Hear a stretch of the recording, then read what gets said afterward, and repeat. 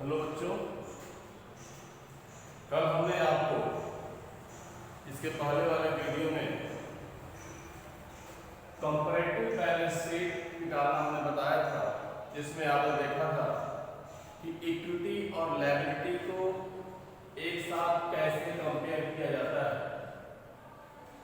Balance sheet निकालने का दूसरा भी फॉर्मेट हमारे पास है जो काफी लोकप्रिय है, बहुत दिन चल रहा है। दोनों को मिला करके आप एक क्वेश्चन अगर आएगा सॉल्व कर सकते हैं, जिसका फॉर्मेट हमने यहाँ बनाया हुआ है।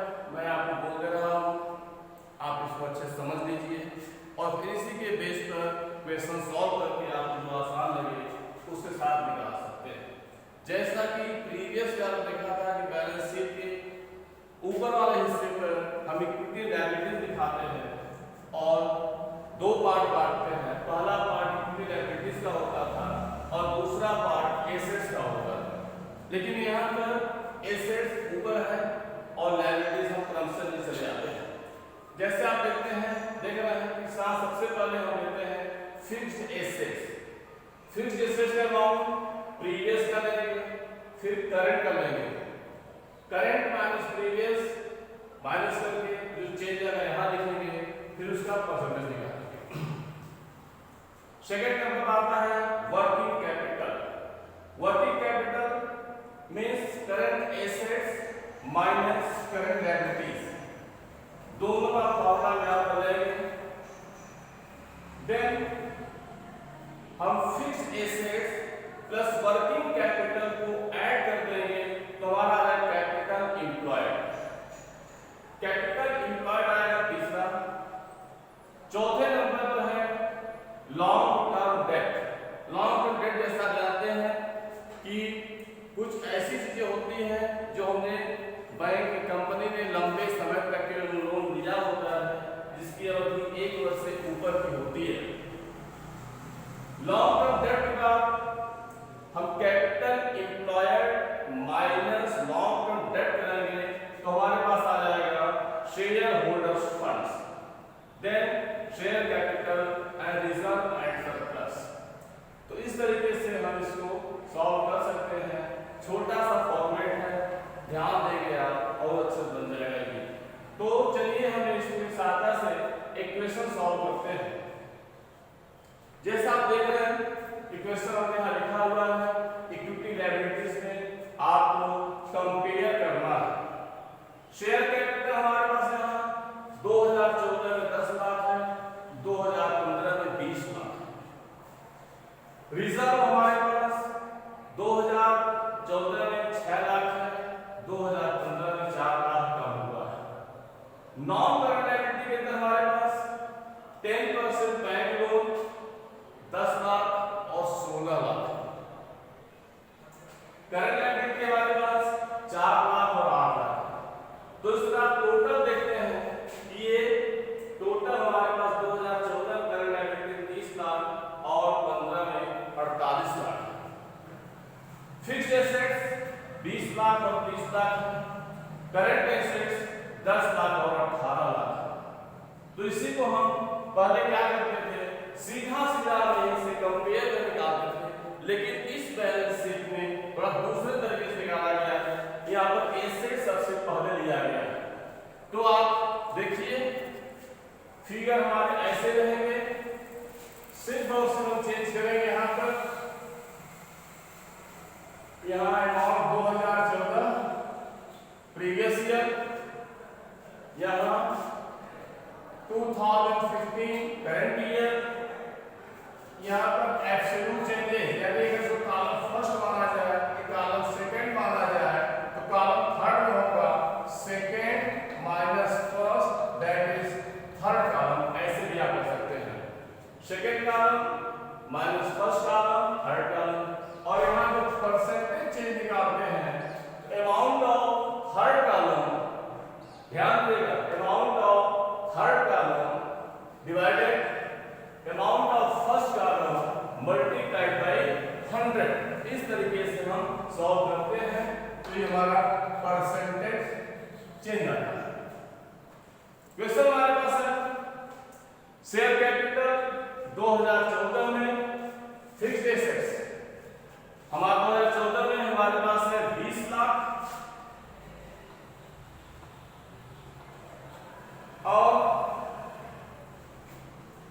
15 में है 30 lakh.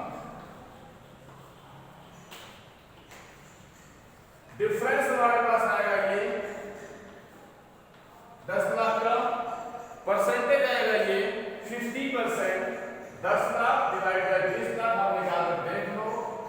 Difference divide by amount of previous year multiplied by 100, 50%। यहां हम लिखेंगे 50%। सेकेंड नंबर पर हम निकालते हैं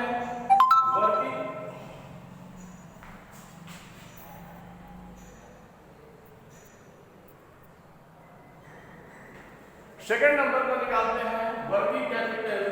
वर्किंग कैपिटल में करेंट एसेट्स हमारे पास है, यहां इसको बंद कर दें। करेंट एसेट्स हमारे पास है ये 10 लाख और 18 लाख, ये हो गया 8 लाख, परसेंटेज 80। करंट लायबिलिटीज हमारे पास है ये 4 लाख और यहां है ये 8 लाख। डिफरेंस 4 लाख और ये 100%। वर्किंग कैपिटल आ जाएगा हमारा 10 लाख माइनस 4 लाख बराबर ये 6 लाख। 10 लाख माइनस 60 लाख बराबर ये 10 लाख। 8 लाख माइनस 4 लाख बराबर ये 4 लाख। इसका परसेंट निकाल लेंगे तो 66.6 है। अब हमारे पास आएगा कैपिटल एम्प्लॉयड। तो कैपिटल एम्प्लॉयड जैसा आप जानते हैं हमने लिखा हुआ है fixed assets plus working capital. Fixed assets 20 lakh plus 6 lakh, ये बराबर हो जाएगा हमारा ये 26 लाख। 30 लाख प्लस 10 लाख 40 लाख। डिफरेंस निकालने के तो 10 10 7 14, यहाँ पर ऐड करेंगे, इससे माइनस करेंगे, तब भी हमारा आएगा ये 14 लाख। 14 लाख आएगा हमारा और एक पसंद हो जाएगा लगभग 63। देन अब हमारा बनेगा लॉन्ग टर्म डेट। तो लॉन्ग टर्म डेट हमारे पास है bank loan less long term date 10% bank loan. 10 lakh यहां है, 16 लाख यहां है, ये हो जाएगा हमारा ये 6 lakh, percentage 60। Then shareholders funds C minus D, ये आ जाएगा हमारा यहाँ 26 माइनस 10 बराबर ये 16 लाख। 40 माइनस 16 बराबर ये 24 लाख।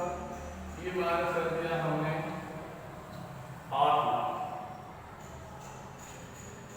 अब आ जाएगा शेयर कैपिटल हमारा है ये 10 लाख। शेयर कैपिटल 10 लाख और यहां है ये हमारा ये 20 lakh. Difference 10 lakh, percentage 100।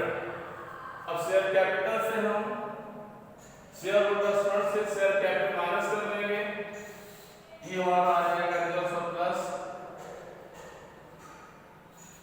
6 lakh.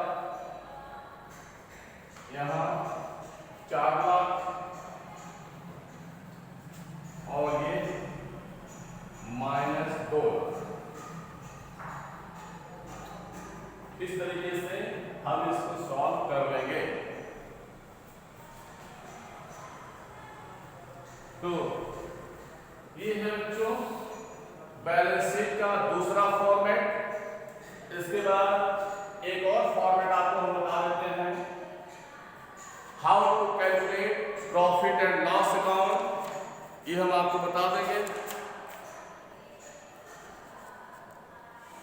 Calculation of comparative income statement और statement of profit and loss